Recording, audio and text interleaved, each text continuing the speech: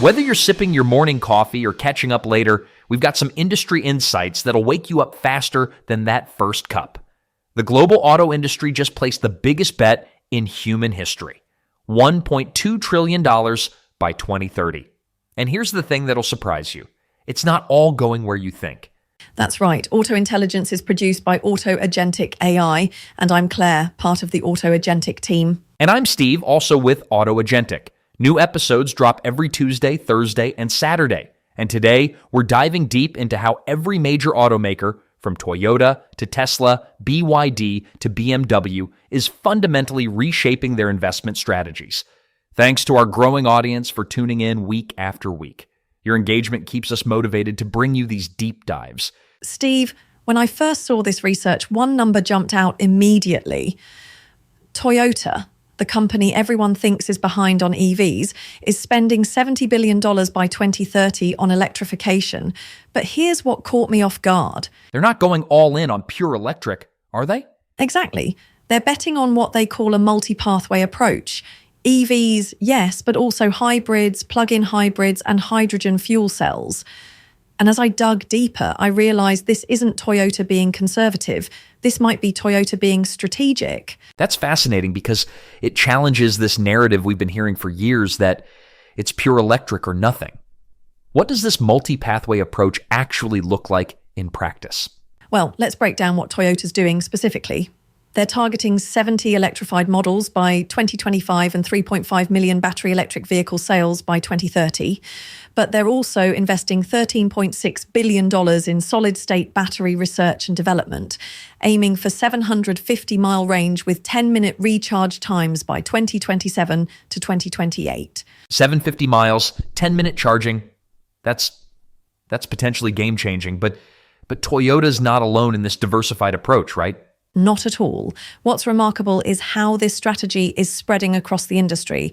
Take Volkswagen Group. They're spending $193 billion by 2027. But here's the surprise. $60 billion of that is still earmarked for internal combustion engine development. Wait, $60 billion on ICE? From Volkswagen? The company that went all in on electric with their ID series? Right, and when you look at their explanation, it makes sense. They're calling it a dual-track strategy, accelerating EVs while retaining ICE for markets where infrastructure and accessibility are still challenges. They're planning the ID.2 All, a sub-$25,000 EV for mass production in their Wolfsburg plant by 2027, but they're also keeping the Golf and luxury lines in production until 2035. This is a fundamental shift from the messaging we were hearing just 2 years ago. What's driving this change? The data suggests it's consumer behavior meeting infrastructure reality. Ford's experience is really telling here. They initially pushed hard on EVs, $50 billion by 2030 on electrification. But then something interesting happened. Their hybrid sales started surging? Exactly. The F-150 hybrid, Maverick hybrid, these became their strongest performers in the US and European markets. So Ford pivoted to what they're calling a pragmatic mix. Hybrid surged, ICE retained, EV push slowed because buyers prefer hybrids for convenience and value. So we're seeing this across multiple manufacturers. What about the companies that were supposedly pure EV plays? How are they adapting? Even General Motors, which went all in on EVs with their Ultium platform, is hedging. They're spending $35 billion by 2025 on battery EVs and autonomous vehicles, but they're also investing $4 billion in 2025 just for ICE upgrades in US plants. And they've reintroduced plug-in hybrids after US adoption slowed. That's a significant strategic shift. And I'm curious about the global players. How are companies like BYD and the Chinese manufacturers approaching this? BYD is fascinating because they're taking a different approach entirely. They're spending $14 to $16 billion annually, but they're electrification first with minimal ICE presence. They've got this DMI hybrid platform that delivers up to 1,000 kilometers of range, and they're exporting globally. They actually overtook Tesla in battery EV registrations in Europe. 1,000 kilometers. That's about 620 miles. That's addressing range anxiety head on. But what about infrastructure? How are these companies dealing with the charging network challenges? That's where the hydrogen bets become really interesting. Hyundai Motor Group is spending $48 billion by 2025, but they're positioning themselves as the hydrogen leader with their HTWO and Nexo programs. They've got the world's largest hydrogen truck fleet operating in Switzerland and Asia. Hydrogen for trucks makes sense. Longer range, faster refueling for commercial applications. But are we seeing hydrogen in passenger vehicles? Selectively. Honda's launching the CR-V FCEV in 2025. It's North America's first plug-in fuel cell electric vehicle. BMW has their iX5 hydrogen in pilot testing globally, with series production planned for 2028 through a joint venture with Toyota. But not everyone's betting on hydrogen, right? Correct. Stellantis actually exited their hydrogen fuel cell van program in mid-2025 due to cost concerns. They're focusing their $35 billion plus investment through 2030 on battery EVs and mild hybrids instead, with a goal of 100% BEV in the EU market by 2030, 50% in North America. You're listening to Auto Intelligence, brought to you by AutoAgentic, the platform transforming automotive retail with intelligent, human-centered AI. What makes this investment story so compelling is how it connects to the retail side. Dealers need systems that can adapt to this multi-pathway future, helping customers navigate choices between EV, hybrid, hydrogen, and traditional powertrains based on their specific needs and local infrastructure. Now, back to today's topic. Let's talk about the regional strategies, because this isn't just about technology choices, it's about adapting to different markets globally. Absolutely. Mercedes-Benz is a perfect example of this regional adaptation. They're spending $47 billion by 2030 with a dual-track allocation, 2/3 for battery EVs and batteries, but the remainder for ICE upgrades and e-fuels. Their goal shifted from 50% hybrid, BEV and plug-in hybrid sales by 2025 to by 2030. They pushed that timeline back 5 years? They did. And when you look at their strategy, they're maintaining efficient performance engines for AMG, developing new 4-cylinder hybrid and e-fuel ready systems by 2027. They're recognizing that luxury performance buyers might want different options than mass market consumers. That segmentation makes sense. What about the emerging market strategies? Are we seeing different approaches there? Definitely. Tata in India is pursuing both BEVs and hybrids in their growing domestic market, but they're maintaining aggressive ICE presence due to infrastructure gaps. The research shows ICE and hybrids are still expected to comprise 40 to 50% of new vehicle sales in emerging markets by 2030, especially where infrastructure or affordability limits BEVs. So we're looking at a world where the technology mix varies dramatically by region. What about the supply chain implications of all this? The supply chain story is massive. Toyota's production strategy focuses on localization for North America, China, and EU to dodge tariffs and build supply resilience. BYD has achieved vertical integration. They own battery, chip, and supply chains for what the research calls unrivaled efficiency. And the battery technology race is heating up significantly, isn't it? Oh, absolutely. Tesla is targeting 3 terawatt-hours of battery production with their 4,680 cell technology for cheap mass market vehicles. But Toyota's solid-state battery development could be the game changer. 750-mile range, 10-minute recharge, launching by 2027 to 2028. 3 terawatt hours, that's an almost incomprehensible scale. But beyond the technology, what are the investment patterns telling us about the industry's confidence levels? The investment patterns reveal something really interesting. Total global investment is $1.2 trillion by 2030 for BEVs and battery supply chains. But hybrid demand is surging as BEV adoption slows in key markets. OEMs are hedging with plug-in and mild hybrids for profitability, regulatory compliance, and to bridge infrastructure gaps. The research mentions hybrids are expected to reach 20 to 25% of global sales by 2026.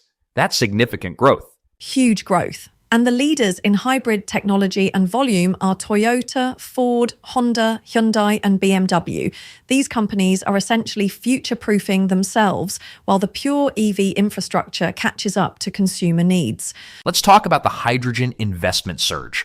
The research shows a 70% jump in 2025 to nearly $8 billion.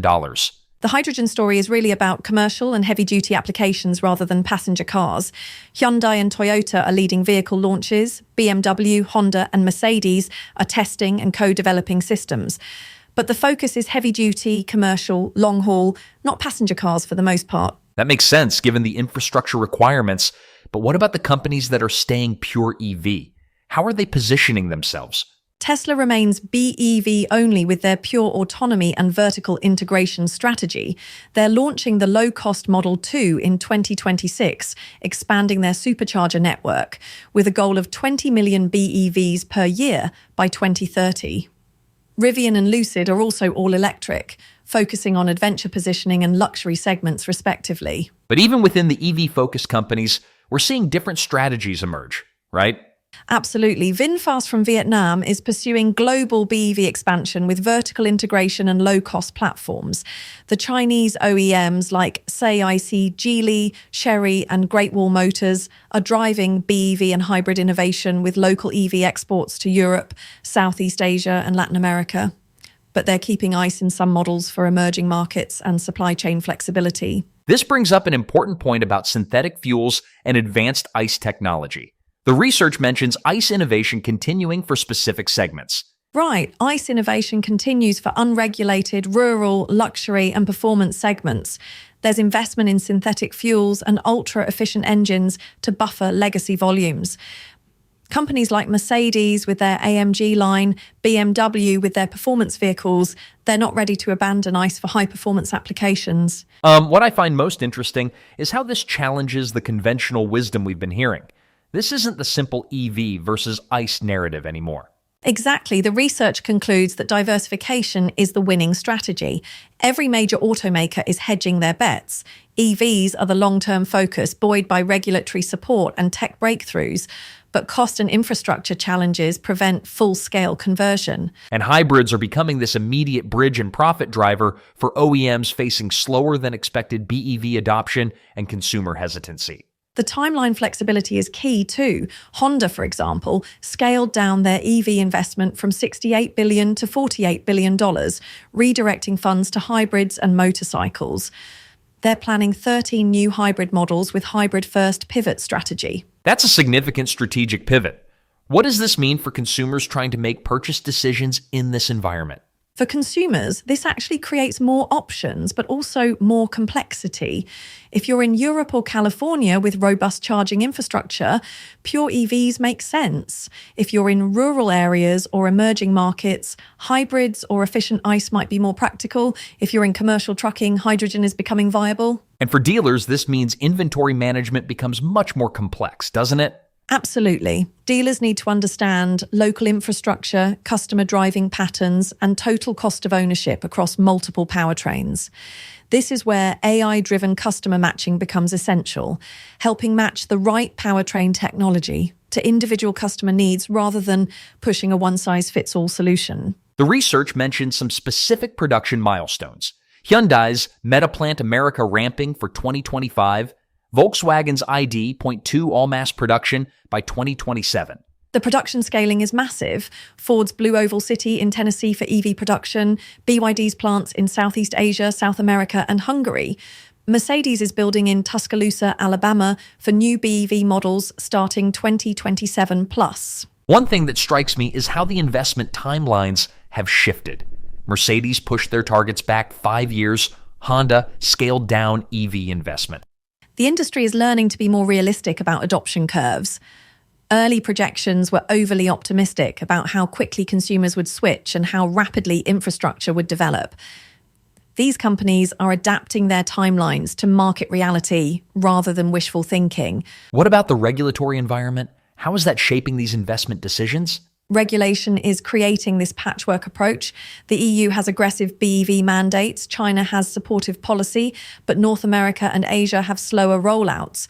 So companies like Stellantis can plan for 100% BEV in EU markets by 2030, while maintaining ICE options for other regions. The research shows some interesting partnership strategies emerging. BMW's hydrogen joint venture with Toyota, Renault's horse powertrain providing hybrid modules to third parties. These partnerships make sense when development costs are so high. Why develop hydrogen technology independently when you can share costs with Toyota? Why build hybrid systems from scratch when you can license proven technology? And the vertical integration story is fascinating too. BYD owns their entire supply chain. Tesla controls battery production, but traditional OEMs are still largely dependent on suppliers. That's a competitive disadvantage that's becoming more apparent.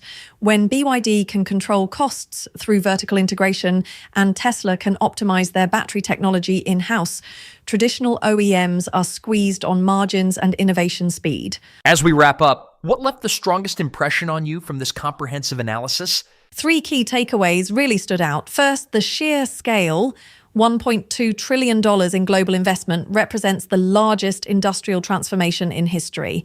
Second, the strategy shift from pure EV to multi-pathway approaches shows an industry learning to adapt rather than forcing adoption. And third, the regional customization strategies prove that global companies are becoming more locally responsive. For me personally, what impacted me most was realizing that the companies we thought were behind on EVs, like Toyota with their hybrid focus, might actually be positioning themselves best for a diverse technology future. Their $70 billion investment isn't conservative, it's comprehensive. This research really shows us an industry that's mature enough to admit that the transition won't be linear or uniform. The future belongs to automakers who can master flexibility, investing in diverse portfolios, synchronizing global innovations with local realities, and adapting to demand, regulation, and technological change pace. For our listeners, whether you're in the industry, considering a vehicle purchase, or just fascinated by this massive transformation, the key insight is that we're not heading toward a single technology solution. We're heading toward a world where the right powertrain depends on your specific needs, location, and use case. Thanks for tuning in to Auto Intelligence. This episode was produced by the team at AutoAgentic. Learn more at autoagentic.ai. We'd like to thank our producer, Barry Hillier, co-founder and CEO of AutoAgentic AI, for making these deep dives possible. If you'd like to reach out with suggestions for exciting new topics, companies, or people shaping mobility, email Barry at autoagentic.ai. He's always looking for the innovations and leaders defining our automotive future.